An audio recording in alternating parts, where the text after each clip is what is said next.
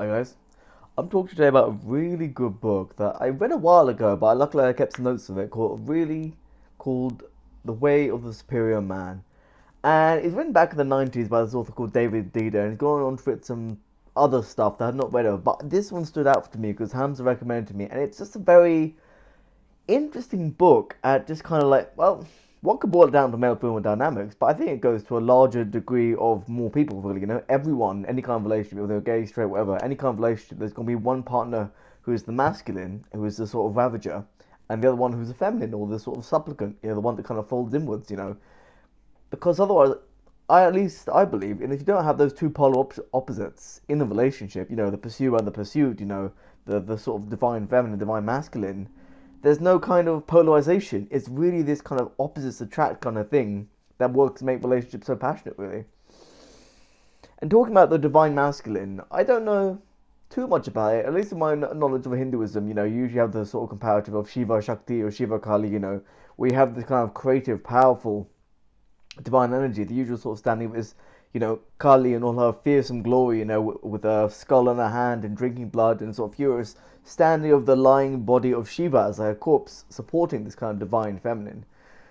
And there's a lot. I remember used to be in the red pill community, and a lot of people talk about shit tests and things like that. Women would put you to sort of like test your character as a man, and he mentions it here really. And it really speaks to the sort of quality of a man to actually kind of be free in his expression. I think Hamza mentioned it as well. You shouldn't use your family as an excuse. Sort of going here. If a man never discovers his deepest purpose, or if he permanently compromises it and uses his family as an excuse for doing so, then his core becomes weakened and he loses depth and presence.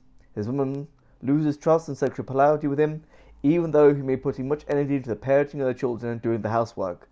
A man should, of course, be a full participant in caring for his children and the household, but if he gives up his deep and purpose to do so, ultimately everyone suffers. The man is meant to go out into the world and what is the oldest thing? There's always like a myth where a man or a male figure who wields lightning kills a serpent. In every culture, there's always like this battle between a man who is associated with the Sky Father, and he goes out and kills a serpent or some great beast that's terrorizing the people.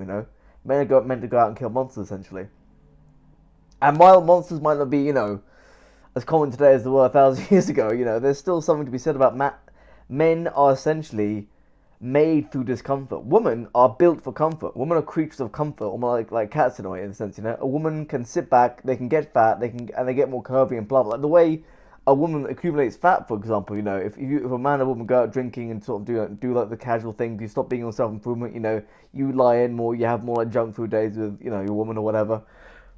In a straight relationship, obviously. Typically, the way fat is distributed in the woman, it goes to the more attractive areas. It goes to the breast, to the hips, to the arse as well.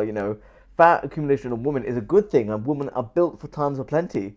Fat accumulation in a man is literally just to the stomach, to the gut, really. And other places, really. It's never unattractive when a man gains fat. When a woman becomes fat, that is essentially almost a highlight or a marker of beauty. The oldest figure we have, the Venus, the German Venus, is a woman who's incredibly fat and incredibly huge breasts. That was idealized in primitive societies as this kind of peak womanhood. Women are very much built for comfort, but men are built for discomfort. We get better through challenges. We get better through cold exposure. I think Wim Hof says something about, opening up to cold, cold is for men or something like that. Well, not something about men exactly, but, he's Wim Hof, one of a big sort of, I guess, disciple or advocate of as well, getting cold showers, being uncomfortable. Men are made more by that. Men are made more by war and conflict, and then that's what gets testosterone pumping. All these things that sort of detract away from comfort is what makes men men, in a sense. It allows you to embrace that divine masculine. Preface that, I'm not saying this only applies to straight relationships as well. In gay relationships, there can definitely be one more partner who's more feminine, one partner who's more masculine. It's that polarity that works. Another point he makes here, which I find really interesting. You shouldn't get too burnt down with like the day-to-day tasks in your life. You should have like refreshers essentially. What does he say? They should cut to the core and strip the fat of the moment. Consider your own death. Behold an image of the most enlightened being you know. Contemplate the mystery of existence. Relax into the deepest and most profound loving of which you are capable. In your own way, remember the infinite and return to the task at hand. In this way, you will never lose perspective and begin to think life is a matter of tasks. You are not a drone. You are the unbounded mystery of love. be so without forgetting your tasks. I think that's very pertinent to say, especially in self-improvement as well, especially in my life. I've got my habit tracker on my wall. I'm ticking things off. I'm doing these things, I'm journaling. I'm meditating. I'm doing my gratitude list, I'm doing my cold showers. And sometimes you do get bogged down in the tasks. This maybe speaks to an element of spirituality, of religiosity that doesn't really come up in Hamza's videos, but at least for mine, you've kind of got to be aware of the greater why, the greater purpose, the greater thing of the existence. I'm trying to unfigure that now. Configure that now. What is my why? A part of it is these YouTube videos. A part of these is trying to speak to young Cohen, trying to speak to you guys out there who are struggling to find your why, struggling to find your way in the world, that just wants you to essentially be, addicted to your screen, addicted to instant gratification. My why is trying to help people out there who are struggling like me, who are struggling with addiction, who are struggling with all these issues. That unfurls me of why, but through meditation, that's one of the key things that elevate, for me at least, that strips away the fat of it all. When I meditate, I sit down and ask, who am I? Who actually is here right now? And it can get deep and dark, and it can get very weird. I go to a place of almost ego death, essentially, where I come to a place where I was like, okay, who actually am I? Who is this? Who is experiencing this? What is this? What am I? When you just meditate on that fact and you feel it within your core, and this might come to other people like in different spaces or through different things. It might be through walking or weightlifting. Not everyone can meditate, to be honest. Not everyone should meditate. Everyone should try it, but if they can't, there's other ways to get into flow states. But for me, at the very least, when I come to meditation, I ask, who am I? And I just soak into it. There's a brilliant quote by Musashi, who was a brilliant samurai back in 13th, 14th century. Amazing the art of the sword, and he says something along the lines of, when getting close to an enemy, you should soak into them, not try and resist them or try. This comes more to like the 48 laws of power, but you should soak into the enemy. And I think with that, I soak into the moment. I soak into the fact. I soak into the fact I'm going to die. When I'm in meditation, I'm like 20 minutes in, 30 minutes in, I think to myself, okay, imagine this is the last day in your life. Imagine it, even though you're not really meant to think thoughts, whatever. This is what I tell myself. Imagine this is the last day of your life. What would I do? For one, I wouldn't be fucking around on Discord. I wouldn't be playing video games. I'd be with my father. I'd go out for a walk. I'd be in nature. I'd look at leaves, Just imagine it. If I was to die when I went to bed and I wouldn't get up again and I knew this was the last day of my entire life, what would I do? That makes everything so important all of a sudden, I'm not guaranteed tomorrow. And I have to, you have to really accept death in a sense as well to make life really meaningful. We think this is going to last forever. Nothing's permanent. Nothing's fixed. There's nothing I really believe that is eternal, really.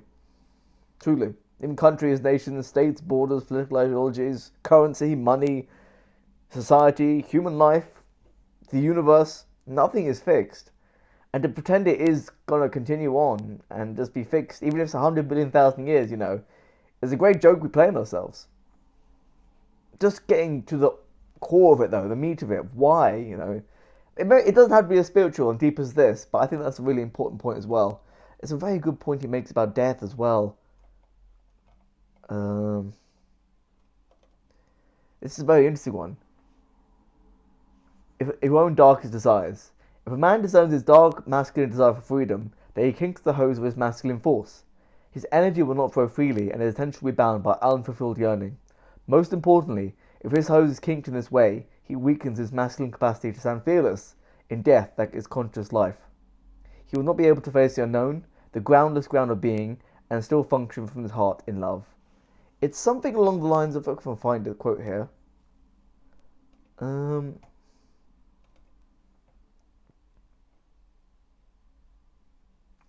It's something like, I can't find the exact quote, but it's something along the lines of the masculine struggle is to face death and go through it to the other side.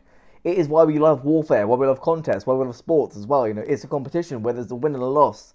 Obviously, on the most macro level, on combat, that is, facing death and either inflicting it on the other enemy or dying yourself. And there is something, and maybe I found this in my meditation as well, in that kind of disillusionment. There is a kind of goal in getting to nothing. Not a kind of nihilism or a kind of self-seeking suicide, but more sort of, there's a sort of freedom that comes from accepting those sort of things. It's this sort of, it's the unbounded and infinite ground of being who you are, a place of absolute love and freedom. The finally relaxed and place who you are. But until you finally relax and place who you are, your woman will always continue to surrender to you, chocolate and shopping, in the hope being filled with love, and you will continue to release yourself through television, orgasm and financial success in the hope of being emptied of stress into unconstrained freedom. These are sort of ways that people with masculine energy and feminine energy go towards different sort of distractions or diversions, chocolate shopping or television, video games, success in those realms as well, of being emptied of stress, when really we need to kind of come back to our original selves and our original minds. I'm trying to find a quote where he talks about death in a sense. There we go. The typical masculine desire for freedom involves the feeling of death, which is the ultimate masculine fear in freedom. In one way or another, the orgasm is called a petite mort, or little death in French. You could say that you hope your favorite football team kills the other team, and you celebrate your financial killings with great glee. You're probably familiar with the darker desires for masculine. You're probably familiar with the darker aspects of the masculine desire for freedom. War, which is motivated by the desire for freedom, is a quintessential masculine pursuit. Most sports are ritualized war, but actual war itself resonates with the core of most men. Even movies about war, men being at their edge, giving it all they've got up against death itself, motivated by a higher cause, evoke intense emotion in men. The capacity to face death for the sake of freedom, whether it actually is a warm ritual or the football field or chessboard, is the ultimate masculine act, evoking men's deepest emotions. The capacity to face death for the sake of freedom, whether it's action in war or ritually or on the football field or the chessboard, is the ultimate masculine act. And maybe even in video games as well, that they're very much obsessed with death, because there's something about going up against death and almost risking it, being on the edge of that death, being close to it in a sense. That is, death in itself is almost a kind of freedom in a sense. And by no means do I preach death as the ultimate end of problems or issues. And even in my own cosmology, death is simply another change of clothing, another state of life. And life is only another form of death, really, because it's all a circle. But that's powerful, really. We yearn for this freedom, this great being of freedom, and it's hard to find it. You can find it in little ways, though, in meditation, in yoga, in these little moments where we can just be in our present moment and be relaxed into this freedom. But more importantly, is really how to deal with someone who has feminine energy. And what was it?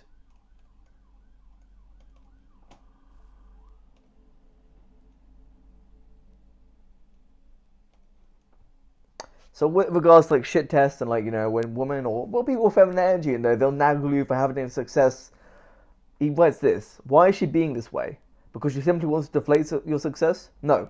She is challenging you because your success doesn't mean shit to her unless you are free and loving. Ideally, so if you have a big success at work, you get a promotion, you get the job, you achieve something, you're an MMA fighter, and maybe even win a fight or something.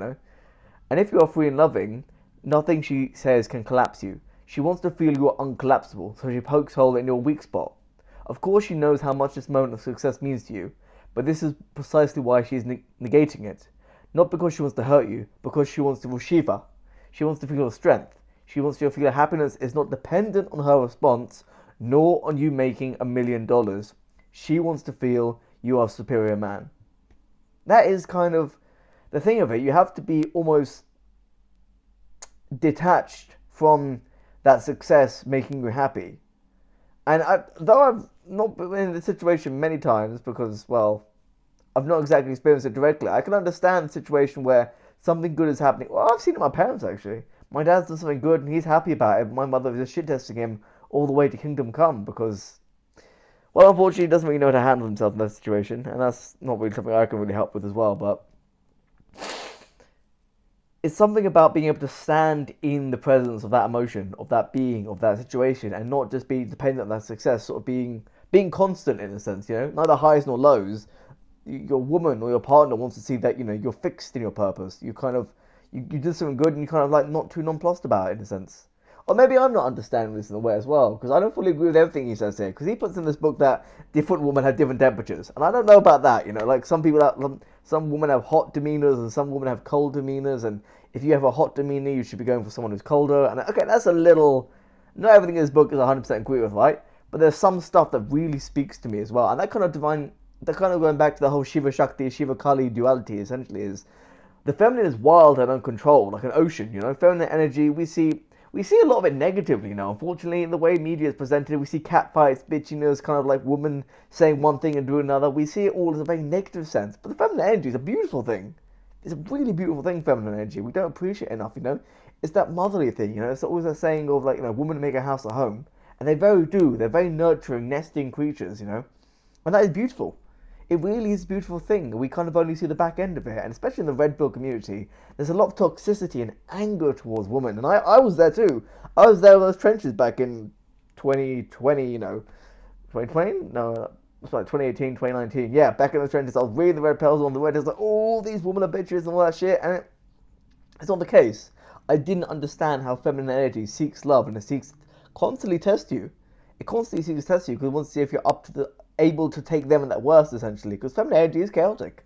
It's this whole open ocean of kind of discussion and this kind of division that can be scary at times. And men, and I have in the past as well, kind of shrunk away from it.